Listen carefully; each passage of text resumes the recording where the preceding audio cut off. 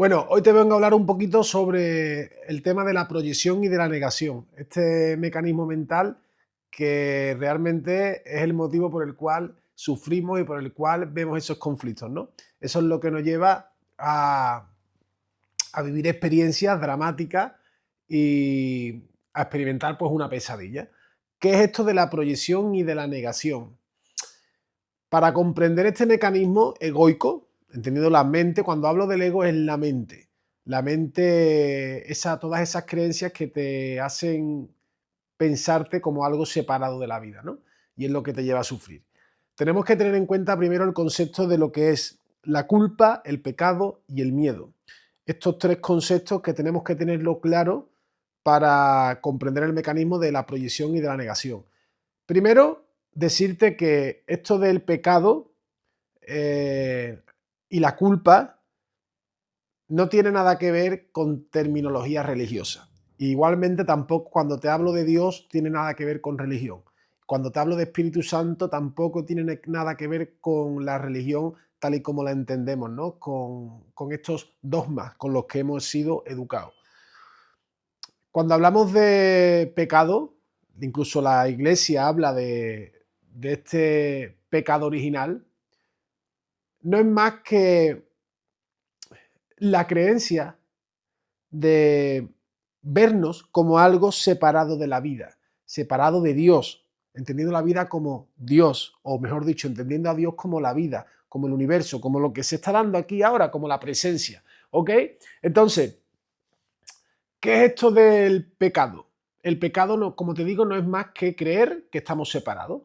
Nosotros venimos a este mundo, estamos dentro de la barriguita de mamá, salimos a este mundo, es un mundo hostil aparentemente, nos separan de mamá, nos cortan ese cordón umbilical, nos cortan esa unión y salimos a este mundo. En este mundo, y lo primero que hacemos, experimentamos es ese grito, ¿no? El grito del ego, buscando de nuevo a mamá, buscando ese contacto y demandando esa unión. ¿Por qué? Porque nos percibimos separados, ¿no? Eso es una representación, digamos, es una expresión, una materialización de la propia creencia en la separación. Realmente nosotros no podemos separarnos de lo que ya somos, no podemos estar separados de la vida. Pero el pecado original que, con el que venimos de alguna manera autoimpuestos en forma de arquetipo, es precisamente esa creencia en que yo estoy separado de la vida. ¿Vale? Eso es el pecado. Por lo tanto, podemos decir que el pecado no existe. Eso de, y fíjate, en la iglesia, en la religión nos habla de que somos pecadores, de que tenemos que como que sacrificarnos para merecer lo bueno, porque somos ya, por el simple hecho de venir a este mundo, hemos pecado, ¿verdad? Ya estamos separados de Dios, de la divinidad, de la vida, o de lo como lo quieras llamar. Eso es el pecado, la creencia en la separación, cosa que tú no te puedes separar de lo que eres. Imagínate una cebolla, que la cortamos en daditos. Y ahora cada dadito de cebolla se piensa distinto al dadito que ve enfrente y cree que uno viene de un origen distinto al otro. No tiene sentido, es la misma cebolla, solo que aparentemente parecen ser dos cosas distintas, pero realmente en esencia es lo mismo. Ese dadito de cebolla no puede estar separado de la cebolla, porque es lo mismo, es cebolla. Pero, sin embargo, pues así es como se percibe. Pues así, eso es lo que digamos que sería el significado ilógico del propio pecado. El pecado es la creencia en que se sustenta en creer que yo soy un dadito de cebolla distinto al resto. Es absurdo. Por lo tanto, el pecado no existe realmente. Desde ahí ya todo lo que todo lo que resulte de esa creencia, pues tampoco tiene lógica, tampoco tiene significado alguno. Si yo nunca he pecado porque no me puedo separar de lo que soy, tampoco tiene sentido que me tenga que sacrificar para merecer la vida, para merecer lo bueno. Tampoco tiene sentido que me sienta culpable, porque ahí es donde viene la culpa. La culpa no es más que la sensación de haber pecado. Eso es la culpa. Me siento culpable por no sentirme integrado en la vida, porque creo que soy un pecador en el sentido de que pienso que estoy separado. Salimos de la barriguita de mamá, nos encontramos en este mundo hostil y ahora pues esa culpabilidad voy reafirmándola a través de que tengo que ser mejor que los demás, en el colegio me ponen notas, hay unos que ganan y otros pierden, hay un tiempo que está en contra de mí, voy siempre con esa prisa, voy siempre con ese miedo a no llegar, porque me veo, como digo, separado, aislado de eso a lo que llamo vida, pero eso es una ilusión, yo no puedo estar separado de eso. Entonces, el pecado es la creencia en la separación y la culpa es la sensación de haber pecado. Me siento culpable por no reconocerme aquí. ¿Por qué me siento culpable? Porque en cierta manera estoy atacando a la propia vida. Si la veo separado de mí, es porque no me reconozco. Si no me reconozco, es porque la veo a la vida opuesta a mí. Si yo veo la vida opuesta a mí, es como si atacara eso que no reconozco en mí. Todo lo que tú consideres que es opuesto a ti, realmente lo ves como algo separado de ti. Por lo tanto, lo estás atacando. Porque no es como tú, no es un semejante. Es algo opuesto. Si es algo opuesto, lo percibes desde el rechazo. Por eso es un ataque. Por eso me siento culpable. Porque estoy atacando a la vida, de no verme como algo integrado en ella, de no reconocerme aquí. No me reconozco en la vida, por lo tanto, siento que he pecado porque me percibo separado. Y como siento que he pecado, me siento culpable porque en última instancia estoy atacando eso que rechazo. Estoy atacando eso que lo veo como opuesto a mí. Me percibo separado de la vida y por lo tanto ataco a la vida. No reconozco a Dios en mí, no reconozco a la vida en mí. Y eso me hace sentirme culpable, porque hay un axioma psicológico que nos dice que todo ataque, ya sea en obra o en pensamiento, te hace ser merecedor de un castigo. Y por eso me siento culpable. Cuando yo te ataco a ti, estoy esperando un contraataque por tu parte. Por eso tengo que estar a la defensiva. ¿Y por qué tengo que estar a la defensiva? Porque sé que te he atacado, por lo tanto tengo miedo a tu contraataque. Las defensas siempre dan lugar a aquello a lo que pretenden defender. Por eso estoy a la defensiva. ¿Por qué estás a la defensiva? Porque tengo miedo. ¿Por qué? Porque te ha atacado. Y si te ha atacado, soy culpable. Por eso me tengo que defender. De ahí nacen todas estas creencias del sacrificio, de ahí nacen todas estas creencias de que voy a hacer las cosas bien, no vaya a ser que Dios, que hay un karma que tengo que pagar, voy a hacer las cosas bien, no vaya a ser que Dios se enfade conmigo y entonces no me abra las puertas al cielo, ¿no? Voy a hacer las cosas bien, no por el hecho de honrar al ser humano, no por el hecho de dar amor, no por el hecho de que es mi naturaleza, el dar, el compartir, el ser y el estar en plenitud y en calma y sin necesidad de defenderme, sino por miedo a una represalia. Y esto lo vemos en todos lados, ¿no? No voy a hacer bien mi trabajo, no por el propio hecho de disfrutármelo, de que resuena conmigo, de honrar al ser humano, de honrar a la vida, no. Voy a hacer bien mi trabajo, no vaya a ser que me echen.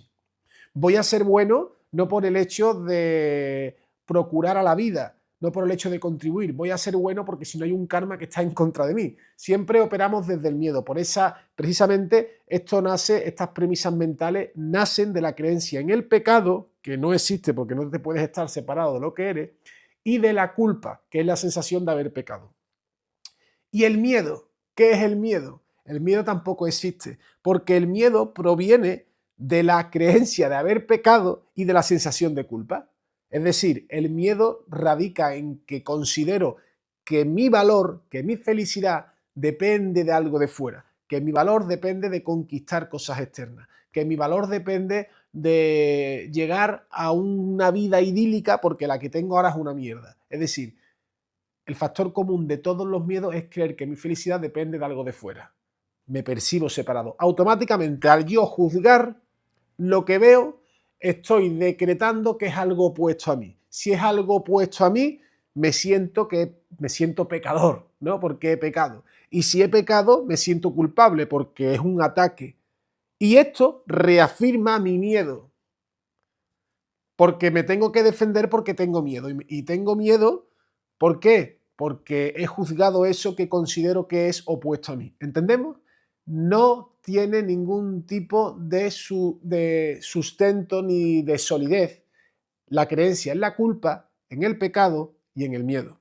Porque de ahí nace la idea del sacrificio, la idea de que me tengo que sobreesforzar, de que tengo que forzar las cosas, de que yo no soy merecedor. Y todo esto lo único que hace es no abrazar y no aceptar y no ver la abundancia que nos rodea. Por el simple hecho de creer que ya soy un pecador, culpable y que tengo que tener miedo. No hay nada de lo que te tienes que defender. ¿Ok? Por lo tanto, de estas creencias que traemos instauradas en nuestra mente y vamos reafirmando a lo largo de nuestra vida, es de la que la mente se vale para proyectar y para negar. Es decir, para explicarlo mejor, de estas creencias realmente es una retroalimentación, porque estas creencias, en base a estas creencias se sustenta el mecanismo de proyección y de negación, y a la misma vez el mecanismo de proyección y de negación refuerza y perpetúa estas creencias. Es decir, esto es lo que configura, lo que le da forma ilusoria al ego. El ego es esa creencia en la separación, el ego es tu falso yo, el ego es toda esa película que tú estás proyectando ahí fuera pero que no es real. Que no es real porque se sostiene sobre pilares totalmente que tienen fisuras, no se sostiene sobre nada sólido realmente, se sostiene sobre percepciones, ¿ok? Entonces, fíjate, ¿qué mecanismo utiliza el ego? Que es toda esa creencia basada en la incongruencia, en la separación, en la culpabilidad, en el pecado y en el miedo. ¿Cómo puede perpetuarse para seguir sobreviviendo? Pues a través de la proyección y de la negación, ¿vale? Claro, al yo percibirme como algo culpable, separado de la vida y con miedo, pues ese sentimiento de culpabilidad y de vacío es insostenible. Insostenible porque no es real y porque no es propio de nuestra naturaleza. Pero ¿cómo se vale el ego para seguir fortaleciendo y para que su forma ilusoria eh, sobreviva? Lo que hacemos es que al percibirnos separados de la vida, para poder solventar y para poder sentirnos llenos, a la vida no le podemos pedir ayuda, porque es de la que me percibo separado. Entonces aquí donde aparece ese ente ilusorio, al que llamamos ego, y le pedimos ayuda, le decimos, ego, ayúdame, ayúdame a solventar esta culpabilidad. Y el ego te dice, tranquilo, yo te voy a ayudar. Él no nos va a decir que realmente no estamos separados de la vida, no nos va a decir que hay un Dios que es lo que en esencia yo soy y que ya soy pleno. Él me dice que sí, que tengo razón, que soy insuficiente, pero que Él está aquí, que Él me va a ayudar, que Él me va a dar eso que yo creo que me falta. Entonces, ¿de qué se vale el ego? Pues aquí es donde aparece el mecanismo de la proyección y de la negación. Lo primero que te dice el ego es, esa culpabilidad la vamos a negar, la vamos a esconder.